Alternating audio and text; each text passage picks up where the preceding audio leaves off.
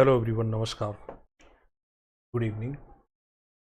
दोस्तों, पिछली क्लास में हमने देखा था भारतीय अर्थव्यवस्था का एक परिचय, इंट्रोडक्शन, जिसकी शुरुआत हुई थी बेसिक चीज़ों से। आज उसी का अगला पार्ट रहेगा।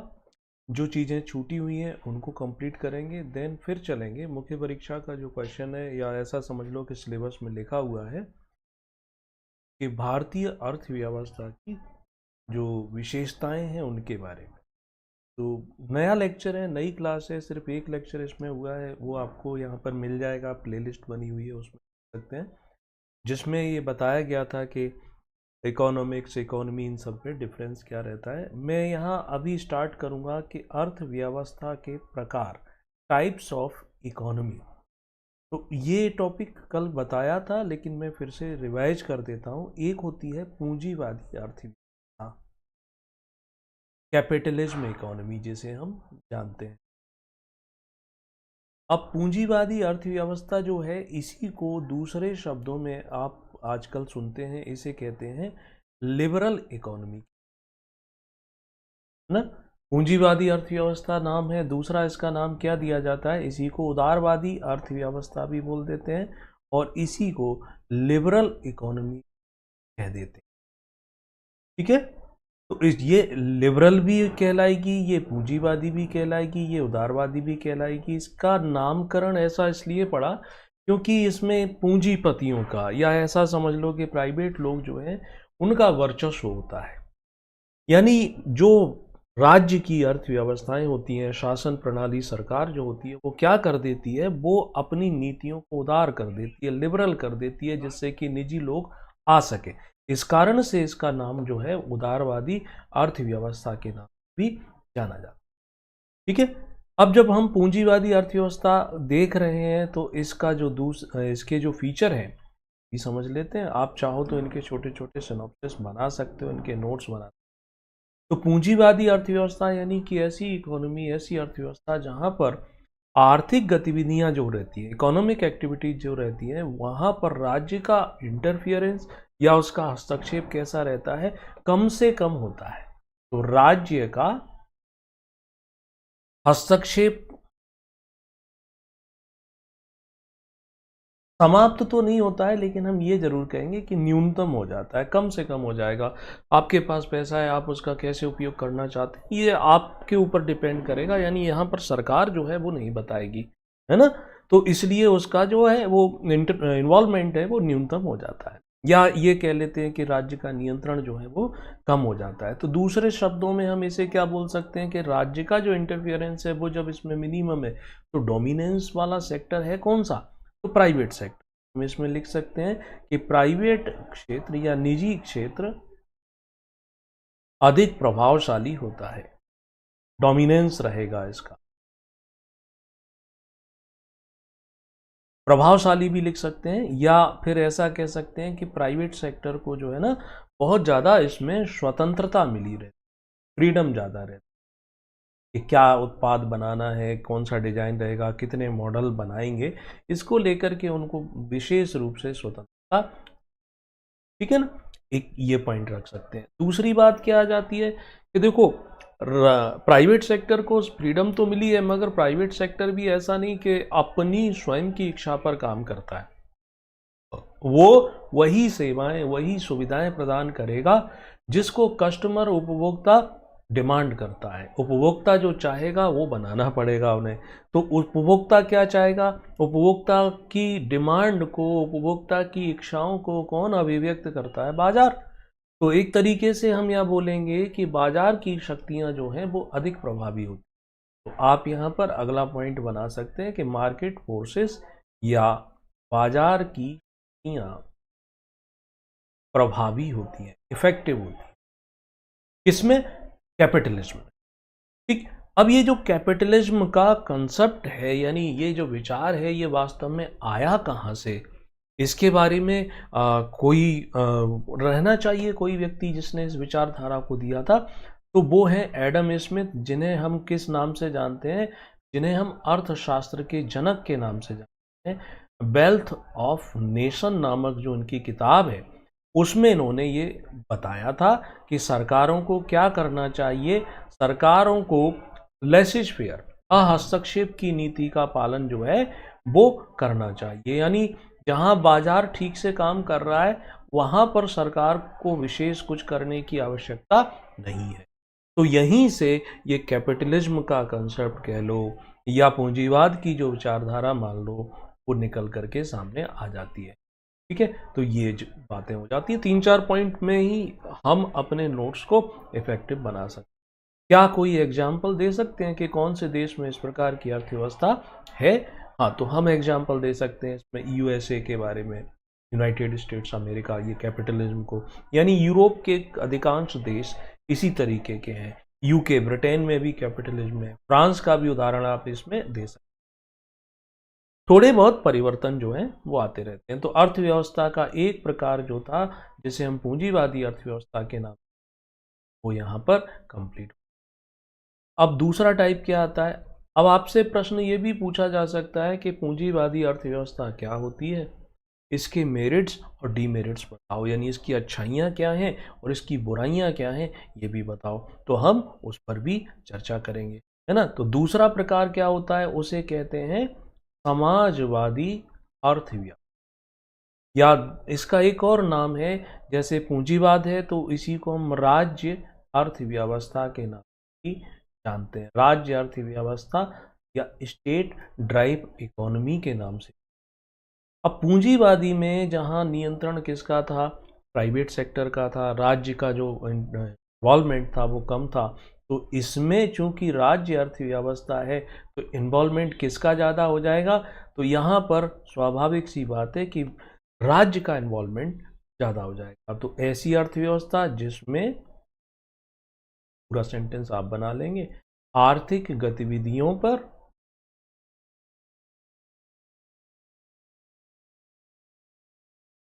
राज्य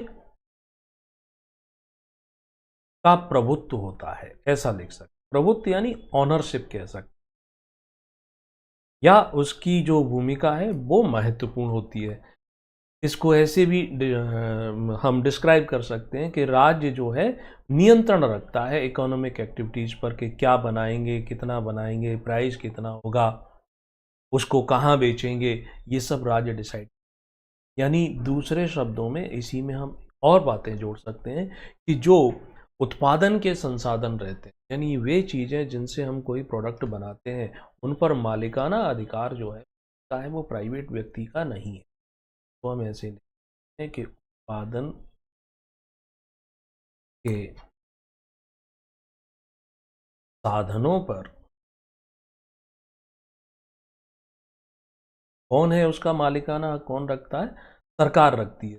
तो हम क्या बोलेंगे, सरकार मतलब सार्वजनिक स्वामित्व, ओनरशिप को स्वामित्व कहा जाता है, उसका ये स्वामित्व। अब राज्य की अर्थव्यवस्था, एक शब्द आपने सुना है समाजवादी, जैसे हम कहते हैं, इसी के साथ एक और आता है जैसे साम्यवादी। तो यहाँ दोनों में कुछ अंतर भी होता होगा, है ना। यानी स्टेट इकोनॉमी के दो प्रकार हमें देखने को मिलते हैं, राज्य अर्थव्यवस्था एक, जिसको आप बोल सकते हैं समाजवादी, और दूसरा है जिसे कहा जाता है साम्यवादी, कम्युनिस्ट। दोनों में अंतर क्या है, आप में से कोई बता सकता है? बताना चाहे तो कमेंट में जा करके, ठीक है। और ये पूछ सकते हैं, देखो ये छोटे छोटे टॉपिक जो हैं, कभी इंटरव्यू चलता है तो उसमें भी डिस्कस किए जा सकते हैं आपसे, मुख्य परीक्षा में तो पूछे ही जा सकते हैं। और मैं ये मान के चलता हूँ कि चूंकि आप सिविल सर्विस एस्पिरेंट्स हैं तो ये डिफरेंस तो पता ही होना, है ना। तो दोनों ही क्या है, दोनों ही राज्य अर्थव्यवस्था के रूप हैं। दोनों में थोड़ा सा अंतर है कि संसाधनों पर यानी स्वामित्व किसका रहता है, संसाधनों पर स्वामित्व जो है सरकार का रहता है। यानी सारे, चाहे वो एग्रीकल्चर हो, चाहे वो खनिज हो, चाहे जंगल हो, चाहे सड़कें हो, ये सब किसके अधिकार में आते हैं, कौन इस पर ओनरशिप रखता है, सरकार रखता है। कितना यूज करेंगे, क्या करेंगे, है ना। तो राज्य अर्थव्यवस्था जो हो गई। अब दोनों में अंतर ये है कि समाजवादी जो है ये विचार चलता था कहाँ पर, पूर्व यूएसएसआर, पूर्व सोवियत संघ में ये चलता था। आपको को कार्य देना, व्यक्ति को रोजगार देना, ये किसकी जिम्मेदारी है? सरकार की। व्यक्ति को आवास देना सरकार की, यानी उसको एजुकेशन मिले, ये सब कौन डिसाइड कर रहा है? सरकार डिसाइड कर रहा है। यानी कार्य करना चाहता है व्यक्ति फिर भी उसको रोजगार ना मिले, ऐसा नहीं होता है। हम कार्य करना चाहता है तो रोजगार देना सरकार की जिम्मेदारी। यानी जब मैं कार्य नहीं करना चाहता हूँ फिर मैं चाहूँ कि मुझे पैसे भी मिल जाए, मुझे आवास भी मिल जाए, मुझे हेल्थ सर्विसेज भी मिल जाए, ट्रांसपोर्टेशन भी मिल जाए, वो नहीं होगा। यानी यहाँ आप ऐसा कह सकते हैं कि श्रम पर जो स्वामित्व है, यानी मैं मेहनत करूं ना करूं, ये मेरी मर्जी पर निर्भर करता है। ये व्यक्ति का स्वयं का होता है। यहाँ सरकार जबरदस्ती नहीं कर सकती, बाई फोर्स आपसे काम नहीं करवा सकती। लेकिन जब हम इस तरफ चलते हैं साम्यवादी व्यवस्था में, जो कि क्या था, मुख्य रूप से चाइना में थी या नॉर्थ कोरिया में भी आप कह सकते हो, लेकिन मुख्य रूप से ये चाइना में थी। और चाइना में भी कब थी? सन 1985 से पहले थी, बिफोर 1985। यहाँ पर व्यक्ति के श्रम पर भी व्यक्ति का अधिकार नहीं था, सरकार का अधिकार होता था, राज्य का अधिकार था, स्टेट का था। उसने बोला है कि कार्य करना पड़ेगा तो करना पड़ेगा, वहाँ आप मना नहीं कर सकते। तो दोनों ही स्टेट के द्वारा गवर्न की जा रही है, कंट्रोल की जा रही है। बस अंतर इतना सा है, तो इसलिए इसको हम माइक्रोस्कोपिक रूप में अगर बताना चाहें तो दोनों से डिवाइड कर सकते। लेकिन अब ऐसा नहीं है कि चीन में पूरी तरीके से साम्यवादी है या यूएसएसआर में पूरी तरीके से समाजवादी है। अब बदलाव आ गया है, वो बदलाव हम तीसरे पॉइंट से समझ पाएंगे। तो दूसरा पॉइंट हमारा क्या हो गया? अर्थव्यवस्था के प्रकार में कैपिटलिज्म का अपोजिट हो गया कम्युनिस्ट इकोनॉमी, या जिसे हम बोल सकते हैं स्टेट ड्राइवन इकोनॉमी या समाजवादी अर्थव्यवस्था। और तीसरी अर्थव्यवस्था है, उसे कहा जाता है मिश्रित अर्थव्यवस्था, मिक्स्ड इकोनॉमी के नाम से जानी जाती है। पूंजीवादी अर्थव्यवस्था में सब कुछ व्यक्ति की इच्छा या मार्केट फोर्सेस के द्वारा डिसाइड होता था, और साम्यवादी में मार्केट फोर्सेस नहीं है, व्यक्ति की इच्छा नहीं है, यहाँ पर सरकार का निर्णय है, वो जो चाहेगी वो करेगी।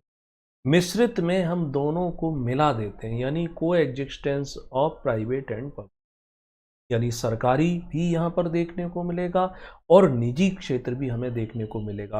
यानी इसको ऐसा कह सकते हैं कि एक तरफ हम ले लें समाजवादी अर्थव्यवस्था और दूसरी तरफ हम ले लेते हैं कैपिटलिज्म को, जिसको कहा जाता है उदारवादी अर्थव्यवस्था। दोनों का जो मिला जुला रूप है वही क्या कहलाता है? वही मिक्स्ड इकोनॉमी के नाम से जाना जाता है।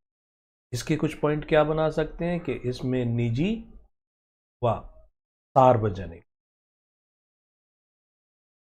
दोनों साथ साथ चलेंगे ना, का सह अस्तित्व होता है, यानी को एग्जिस्टेंस, सह अस्तित्व दोनों साथ में पाई जाती है। अब यहाँ एक बात और समझने की होती है कि निजी जो सेक्टर है वो यहाँ काम तो करता है, लेकिन वो काम करेगा जो कि सरकारी या सार्वजनिक क्षेत्र को करना था, तो उनके एक सहयोगी के रूप में काम करता है। जैसे आप देखो कि नागरिकों के स्वास्थ्य की व्यवस्था करना सरकार की जिम्मेदारी है, या हमें कम्युनिकेशन सर्विस देना सरकार की जिम्मेदारी है, ट्रांसपोर्टेशन सर्विस देना सरकार की जिम्मेदारी है। तो उसी सेक्टर में प्राइवेट लोग भी आते हैं, एजुकेशन देना सरकार की जिम्मेदारी है।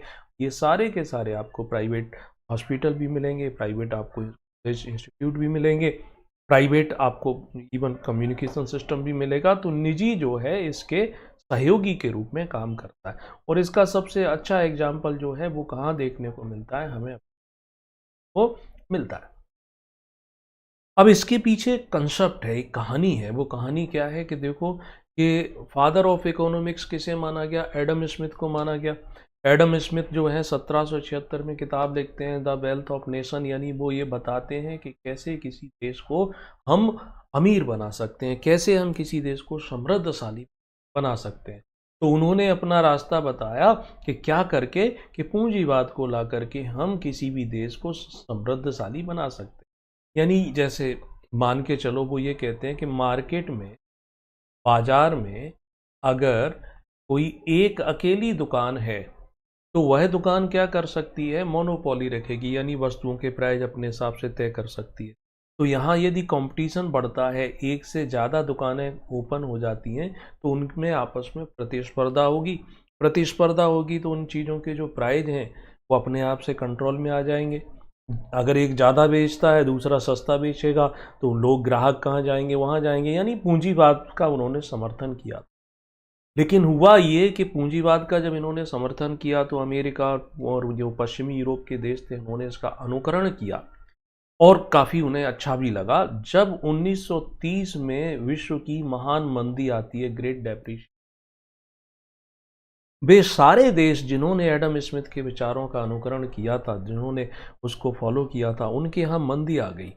विश्व की महान मंदी जैसे कहते हैं, मंदी आ गई। यानी स्थिति ये हो गई थी कि लोगों को नौकरी से ज़बरदस्ती निकाल दिया। कारखाने जो हैं उन पे तालाबंदी कर दी गई, क्योंकि उनको चलाएं, जैसे कोई भी कारखाना है तो सामान बनाएगा, सामान बाजार में बेचा जाएगा, उससे उसे मुनाफा होगा। अब ये जो अमीर देश थे उनमें क्या हुआ, जैसे कार बनाया या इन्होंने अन्य चीज़ें बनाई, हर व्यक्ति के पास कार हो गई, हर व्यक्ति के पास घर हो गया, हर व्यक्ति के पास सारी चीज़ें हो गई। वो चीज़ें ऐसी हैं कि जिनको 10, 5, 15, 20 साल तक कुछ नहीं बिगड़ेगा। तो जब सबके पास सब सामान हो जाते हैं तो बाजार में खरीदने कौन जाएगा नए सामान को? नए सामान को जब खरीदने नहीं जाएंगे तो कारखानों का उत्पादन क्या होगा? बाजार में पड़ा रहेगा और उनका पैसा नहीं मिलेगा। तो इसलिए उन्होंने क्या किया, अपने यहाँ पर काम करने वाले मजदूरों को, वर्करों को बाहर कर दिया। अब मजदूरों को, वर्करों को बाहर कर दिया तो उनको सैलरी नहीं मिलेगी, सैलरी नहीं मिलेगी तो बाजार में वो अब सामान कैसे खरीदने जाएंगे? तो वो एक दौर चला जिसे विश्व की महान मंदी के नाम से जाना जाता। उस महान मंदी का प्रभाव इन पूंजीवादी देशों पर हुआ, लेकिन वे देश जिन्होंने इस पूंजीवादी कंसेप्ट को नहीं अपनाया, स्टेट इकोनॉमी को जो चला रहे थे, उन पर इसका कोई प्रभाव नहीं पड़ा। तब क्या होता है, तब एक इकोनॉमिस्ट है, नाम है उनका जॉन मैनार्ड कीन्स। उन्होंने कहा कि ये जो एडम स्मिथ की विचारधारा है ये गलत है, हमें ऐसा नहीं करना चाहिए। हमें क्या करना चाहिए? हमें पूंजीवाद से थोड़ा सा किधर की ओर मूव करना चाहिए, साम्यवाद की ओर चले जाना। तो पूंजीवाद और साम्यवाद या समाजवाद दोनों का जो मिलन है वही क्या हो गया? मिक्स्ड इकोनॉमी से आता है, मिश्रित अर्थव्यवस्था के नाम से आता है कि पूंजीवाद की कमियों को मिश्रित अर्थव्यवस्था दूर कर देती है, मिश्रित अर्थव्यवस्था की कमियों को पूंजीवाद दूर कर देता है। तो ये 3 प्रकार थे जिन्हें हम कहते हैं टाइप्स ऑफ इकोनॉमी। इतना। अब आपने सुना होगा, हम न्यूज़पेपर में या टीवी की डिबेट में सुनते हैं कि बंद अर्थव्यवस्था या खुली अर्थव्यवस्था। तो अर्थव्यवस्था को ऐसे भी समझना पड़ेगा ना। यानी इकोनॉमी में एक होती है जिसे कहते हैं ओपन इकोनॉमी, और दूसरी जिसे बोलते हैं बंद अर्थव्यवस्था या क्लोज्ड इकोनॉमी। दोनों का क्या मतलब है? अर्थव्यवस्था पे कोई ताला लगा देता है ना, और रात को घर भाग जाता है, ऐसा कुछ होता है क्या? ओपन इकोनॉमी और जो क्लोज्ड इकोनॉमी है, ओपन में क्या किया जाता है कि इसमें जो है सरकार अपने नियमों को, अपने जो कानून है उसमें खुलापन लेके आती है। यानी उसके नियम ऐसे नहीं है कि नहीं ये कागज लाओ, वो कागज लाओ, या ये सामान सिर्फ सरकारी कंपनी ही बनाएगी, निजी लोगों को हम प्रवेश नहीं देंगे। तो इसमें निजी क्षेत्र को सुविधाएं दी जाती हैं, उन्हें आमंत्रित करते हैं कि आप आइए हमारे यहाँ नया कारखाना लगाइए, हम आपको लाइसेंस जल्दी दे देंगे। या ऐसा कह लें कि उदारवादी तत्वों को बढ़ावा दिया जाता है। लिबरल जो एलिमेंट्स है इकोनॉमिक एक्टिविटीज में, उनको प्राथमिकता दी जाती है। हम भारत, जैसे आपने देखा, भारत में मान के चलो किसी पर्टिकुलर एक ब्रांड का कोई फ़ोन है, महंगा मिलता है, और वही फ़ोन की कीमत दूसरे देशों में सस्ती है। या हमने पुरानी मूवी में देखा होगा कि पहले गोल्ड की तस्करी, बहुत ज़्यादा ऐसे सीन दिखाए जाते थे। तो गोल्ड क्यों बाहर से तस्करी करके लाया जाता था? यानी कि उस पर जो वैलिड टैक्स है वो ना भर के इलीगल तरीके से उसको लाते थे। तो कारण ये है कि दूसरे देशों में सस्ता मिलता है, लेकिन भारत में आप लाना चाहते हो तो उसके ऊपर टैक्स इतने लगा दिए जाते हैं कि उसकी कीमत बहुत ज़्यादा बढ़ जाती है। ऐसा, यानी इसको बोलते हैं कस्टम ड्यूटी। यानी आयात करने पर, बाहर से कोई चीज़ मंगाते हैं उस पर टैक्स बहुत ज़्यादा होता है, तो वो सामान हमें बहुत महंगा मिलता है, तो उस पर लगने वाले टैक्स को कम कर दिया जाए। वैसे ही कोई सामान अगर भारत से बाहर भेजते हैं तो उस पर टैक्स लगा दें, या उसके ऊपर कोई नियम बना दें कि नहीं ऐसा करना पड़ेगा। इन सारे कानूनों को सरल किया जाना या अनावश्यक लगाए गए टैक्सों को कम किया जाना, तो उसी को हम बोलते हैं उदारवादी। यानी आयात निर्यात पर मिनिमम, बहुत कम से कम प्रतिबंध होना चाहिए, हम जो सामान चाहें विश्व के किसी भी देश से मंगा सकें, ठीक है ना। तो ऐसी व्यवस्था को हम ओपन इकोनॉमी के नाम से जानते हैं, जहां अर्थव्यवस्था से जुड़े हुए कानूनों को, विधानों को, नियमों को, प्रक्रियाओं को सरल बनाया जाता है, उदार किया जाता है, लिबरल किया जाता है, जिससे ज़्यादा से ज़्यादा निजी लोग आ सकें, है ना। अब इसका फ़ायदा हुआ है कई सारे देशों में, जैसे आपने अपने पड़ोस में ही सिंगापुर, कितना विकसित, कितना एडवांस है, हांगकांग, क्योंकि उनके यहाँ ऐसी कोई रोक टोक नहीं है। और बंद इकोनॉमी में क्या करते हैं, क्लोज्ड इकोनॉमी में क्या करते हैं, यहां पर दूसरी अर्थ, यानी एक ये समझ लो कि आपका एक सर्कल है, बस इस सर्कल के अंदर आपको जो करना है, जो सामान बनाना है, भेजना है, मंगाना है, यहीं से कर लो। आप दूसरे देशों से कुछ नहीं मंगा सकते। आपको कोई टेक्नोलॉजी चाहिए, आपको कोई मशीनरी चाहिए जिससे आपका उत्पादन ज़्यादा हो जाए, वो नहीं कर सकते। तो यहाँ बाहरी अर्थव्यवस्थाओं से पूरी तरीके से काट दिया जाता है, कोई संपर्क नहीं होता। आयात और निर्यात की जो गतिविधियां हैं वो बिल्कुल कम होती हैं, बहुत आवश्यकता होने पर ही कर सकते हो। प्राइवेट सेक्टर जो है, प्राइवेट सेक्टर, उसकी जो भूमिका है बहुत सीमित होती है, नहीं, जो कुछ करेगा वो सरकार ही करेगा। जैसे कि नॉर्थ कोरिया का आज के समय हम एग्जाम्पल ले सकते हैं, वहां पर यही होता है, ठीक है।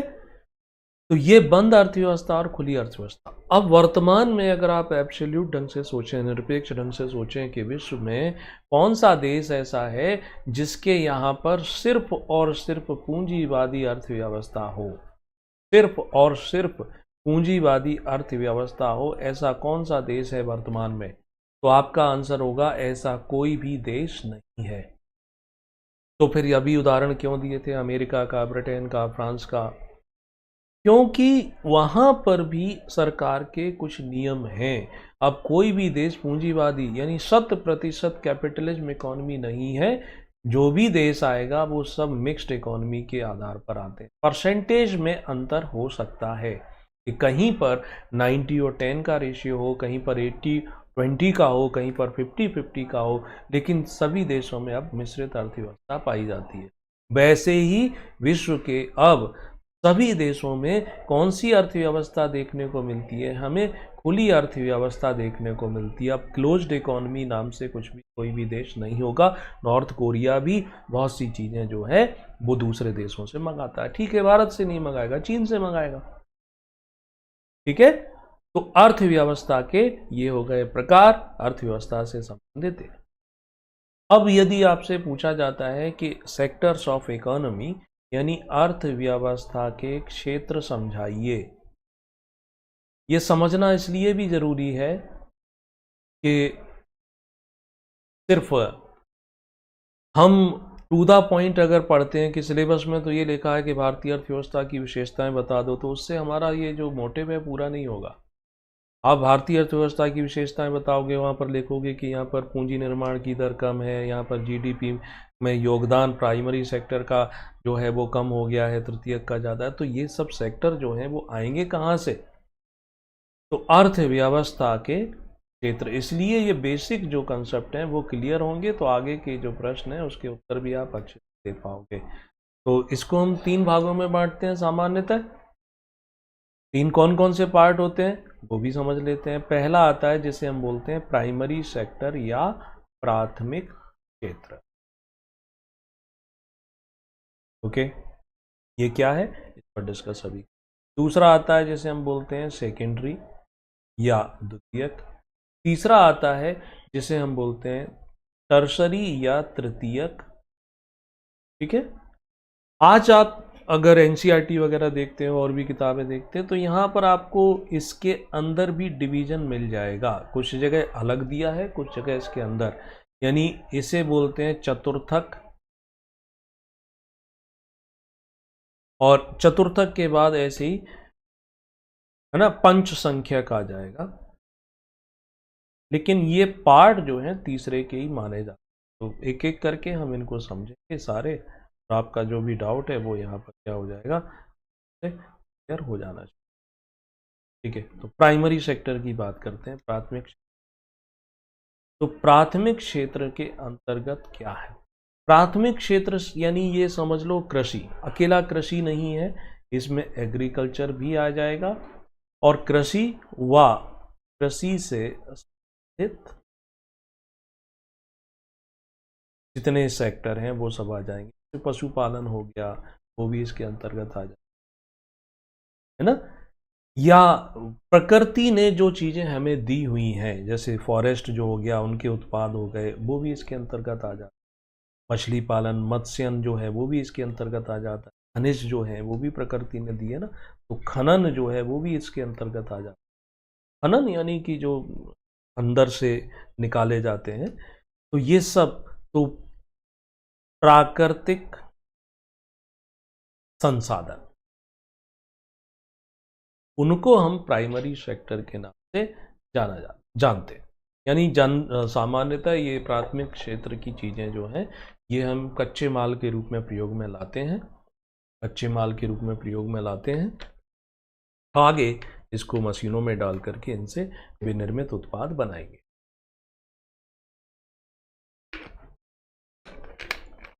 ठीक, तो ये हो गया प्राइमरी सेक्टर। प्राइमरी सेक्टर का वर्तमान में जो योगदान है जीडीपी में, यानी टोटल इनकम में, उसमें धीरे धीरे क्या हो रहा है, घटता जा रहा है, कम होता जा रहा है ना। तो सेकंड आता है जिसे द्वितीयक या सेकेंडरी के नाम से जानेंगे। ये क्या होगा?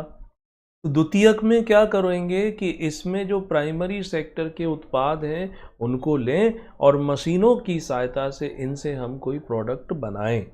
यानी ये जनरली क्या है, मैन्युफैक्चरिंग सेक्टर है, तो वे निर्मित वस्तुएं या विनिर्मित उत्पादों को जो है इसके अंतर्गत हम रखते हैं। तो प्राइमरी सेक्टर, इसको फाइनल प्रोडक्ट के रूप में जब हम बदलते हैं, यानी ये कच्चे माल के रूप में इसका प्रयोग करेंगे और फिर निर्मित जो माल होगा, यानी फाइनल जो प्रोडक्ट होगा, वो द्वितीयक क्षेत्र कहलाएगा। यानी खनन के द्वारा विभिन्न प्रकार के खनिज निकाले गए। अब जैसे एल्यूमिनियम के रूप में तो नहीं मिलता है ना, तो उसको एल्यूमिनियम के रूप में अलग करना, आयरन स्टील के रूप में अलग करना, तो ये सब चीज़ें क्या होती हैं, है ना। तो प्राथमिक क्षेत्र के उत्पादों को कच्चे माल के रूप में उपयोग में ला करके जो इसका मैन्युफैक्चरिंग प्रोडक्ट है वो इसके अंतर्गत रखा जाए। तो इसमें मशीनों का प्रयोग करते हैं, बिजली का प्रयोग करते हैं। द्वितीयक सेक्टर का अब योगदान जो है बढ़ता जा रहा है देश की अर्थव्यवस्था। विश्व के सभी देशों की हम बात करते हैं। ऐसे ही अब तृतीयक को ले लेते हैं। तृतीयक, अब पहले में जो चीज़ें थी, यानी प्रकृति के द्वारा जो चीज़ें दी गई थी वो हमें दिखाई देती हैं, उन्हें हम टच कर सकते हैं। दूसरे में भी उन्हीं चीज़ों से हम मशीनों की सहायता से अपने आवश्यक प्रोडक्ट बना रहे थे। तृतीय क्षेत्र में आता है सेवाएं, सर्विसेज, यानी कि ये वो चीज़ें हैं जो प्राइमरी और द्वितीयक में, जैसे अगर कोई कृषि कार्य करता है तो कृषि के साथ मेहनत भी तो लगती है, लेबर भी तो लगती है नहीं। तो ये प्राथमिक और द्वितीयक क्षेत्र को क्या करता है, अपनी सेवाएं प्रदान करता है। प्राइमरी को भी प्लस सेकेंडरी को भी ये अपनी सेवाएं देते रहते हैं। और सेवाएं यानी यहाँ कोई हमें प्रोडक्ट नहीं है। जैसे फॉर एग्जांपल मैं आपको ये क्लासेस पढ़ा रहा हूँ, अब मैं आपको ये क्लासेस, ये लेक्चर दे रहा हूँ, कोई सामान तो नहीं दिया ना मैंने। यहाँ पर मैंने आपको एक तरीके से कॉम्पिटिटिव एग्जाम का एक लेक्चर कंप्लीट कराया। या आप ऐसे समझ लो कि आप चिकित्सक के पास जाते हैं, डॉक्टर के पास जाते हैं, डॉक्टर आपको प्रिस्क्रिप्शन दे देता है, आपको बता देता है कि आपको ये बीमारी है, इस दवा का सेवन करना है, इस समय करना है, ये करना है। बदले में आपसे क्या ले लेता है, फीस ले लेता है। उसने कोई वस्तु तो दी नहीं। वैसे ही इंश्योरेंस हो गया, बैंकिंग हो गई, ये सब किस में आते हैं, ये सब सेवाएं कहलाती हैं, सर्विसेज कहलाती हैं, जो कि दिखाई नहीं देती हैं ना।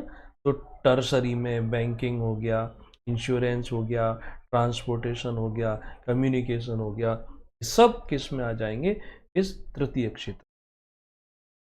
ठीक, तो ये तीन सेक्टर महत्वपूर्ण। प्राइमरी जैसे हम कृषि, द्वितीय जैसे उद्योग, तृतीयक जैसे सेवा क्षेत्र के से जानते हैं।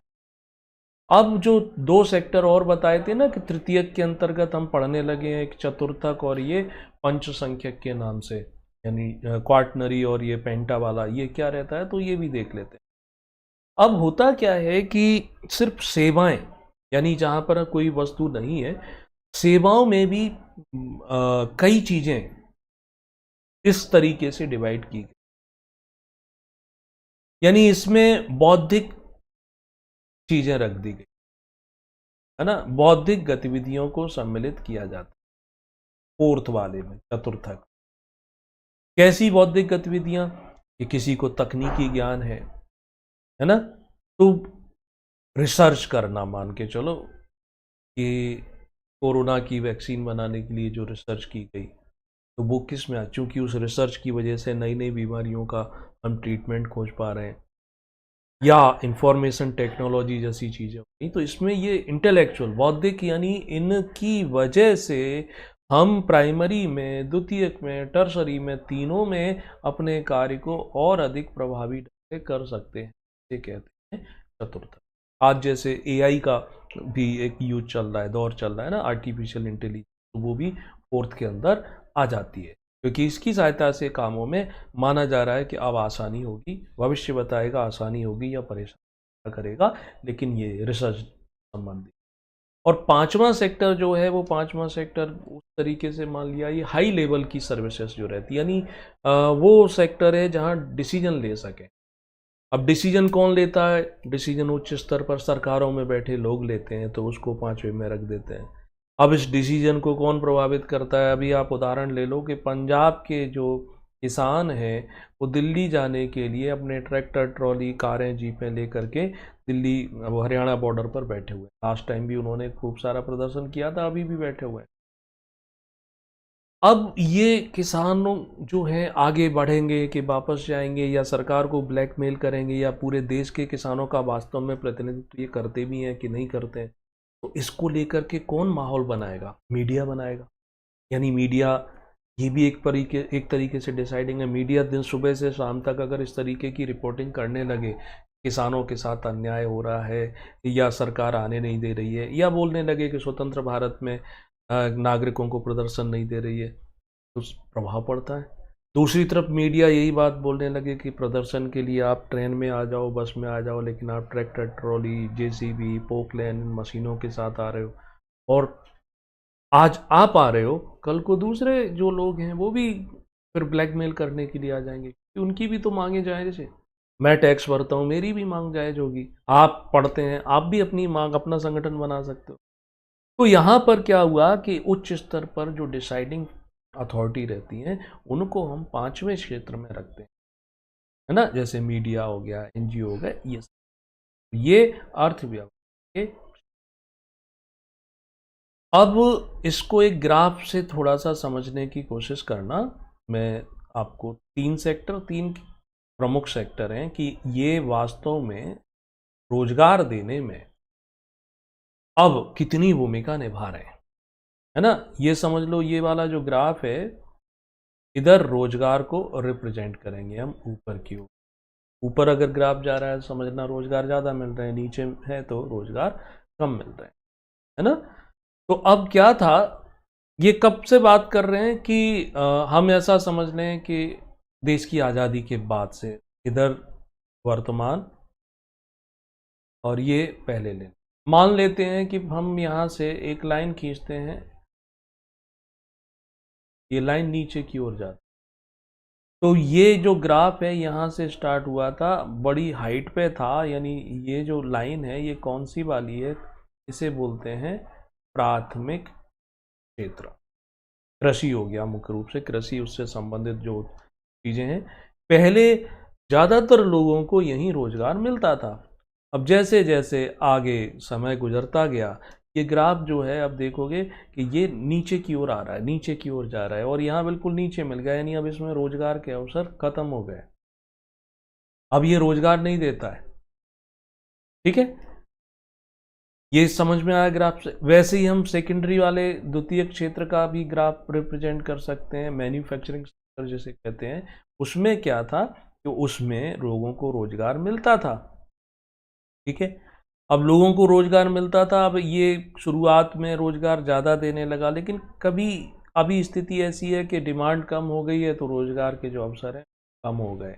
जब ये फिर से ऊपर चलने लगेगा तो समझ लेंगे कि रोजगार इसमें ज़्यादा मिल रहा है, लेकिन इस सेक्टर में अभी इतना ज़्यादा रोजगार।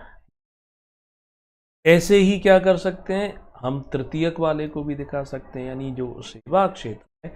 तो सेवा क्षेत्र, सर्विस सेक्टर, देश की आज़ादी के समय तो ये कुछ भी नहीं हुआ करता था, क्योंकि ज़्यादातर तो सब कृषि में संबंधित थे, कुछ बचे थे छोटे मोटे उद्योगों में।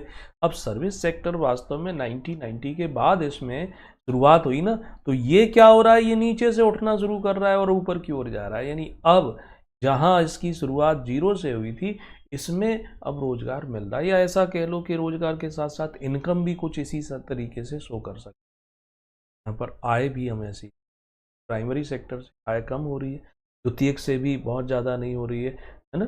ये चीज़ें हमें देखने को मिलती है। तो ये सेवा वाला जो ग्राफ है वो ये हो जाता है, ये द्वितीयक वाला ग्राफ है ये हो जाता है। ये चीज़ें आप अगर मुख्य परीक्षा में कहीं ना पाओ छोटा सा, तो आपको निश्चित जो है नंबर मिलते हैं।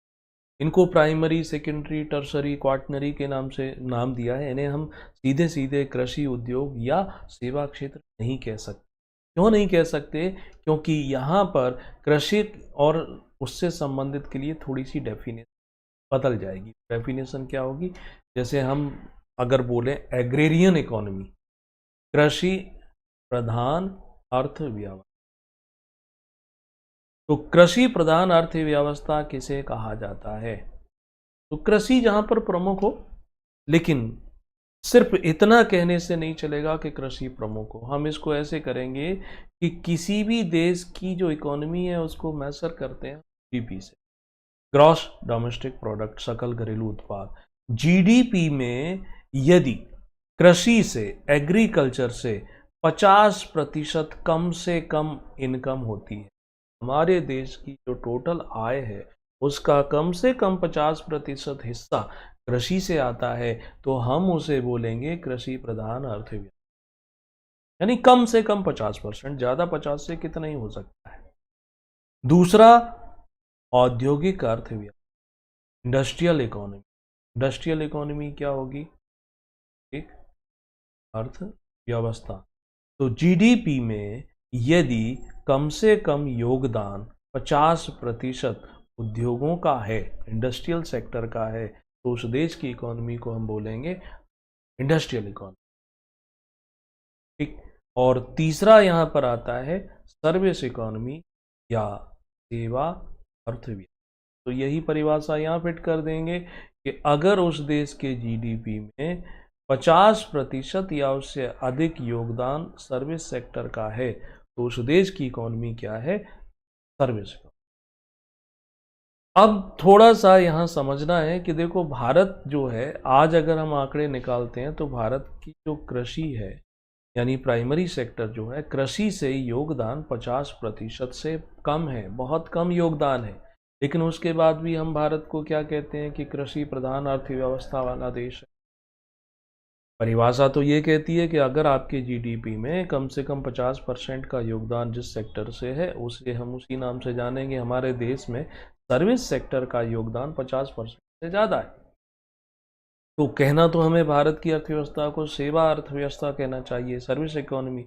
लेकिन आज भी भारत की अर्थव्यवस्था क्या है? कृषि प्रधान। तो कारण ये है कि ये सिर्फ जीडीपी को नहीं देखते हैं, ये जीडीपी के साथ ये भी देखते हैं कि उस देश की अधिसंख्यक जो आबादी है, यानी लार्ज जो पॉपुलेशन, को रोजगार कहाँ प्राप्त है, वो अपना जीवन यापन करने के लिए कौन से सेक्टर में जुड़ी हुई है। तो आज भी हमारे देश में जो ज़्यादातर लोग हैं उनको रोजगार तो कृषि से ही मिला हुआ है। इसलिए भारत की अर्थव्यवस्था को हम एग्रेरियन इकोनॉमी के नाम से जानेंगे।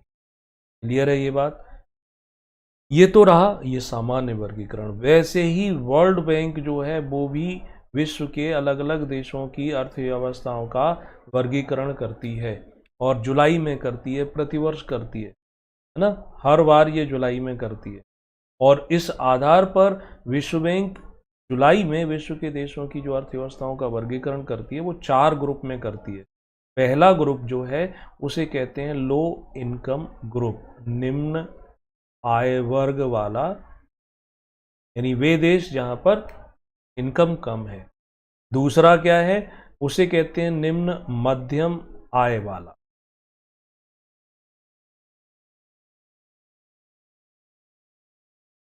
ठीक। और तीसरा जो है उसे कहा जाता है उच्च मध्यम आय। और फोर्थ जो है उसे कहते हैं उच्च आय, हाई इनकम। तो वर्ल्ड बैंक के द्वारा जुलाई में ये वर्गीकरण किया जाता है। तो इसके वर्गीकरण के लिए उनके पैरामीटर है, यहाँ पर वो डॉलर के हिसाब से मान के चलते हैं कि 1005 यूएस डॉलर से अगर कम कमाते हो तो इस ग्रुप में चले जाओगे। 1006 डॉलर से लेकर के 3955 तक कमाते हो तो इसमें चले जाओगे। 3956 से लेकर के 12235 डॉलर तक कमाते हो तो तीसरे ग्रुप में चले जाओगे।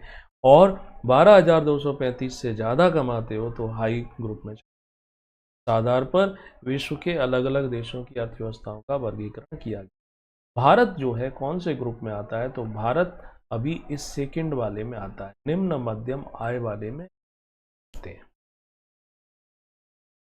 बेसिक चीज़ें यहाँ कंप्लीट होती हैं। कल हम समझेंगे जब हम इसमें मुख्य परीक्षा के क्वेश्चन का आंसर करेंगे कि भारतीय अर्थव्यवस्था की विशेषताएं क्या हैं। तो भारतीय अर्थव्यवस्था की जो विशेषताएं प्राचीन काल से परंपरागत है वो भी देखेंगे, और वर्तमान में करेंट में कितनी इसमें उन विशेषताओं में क्या परिवर्तन आए हैं, तरीके से ये कंप्लीट हो जाएगा।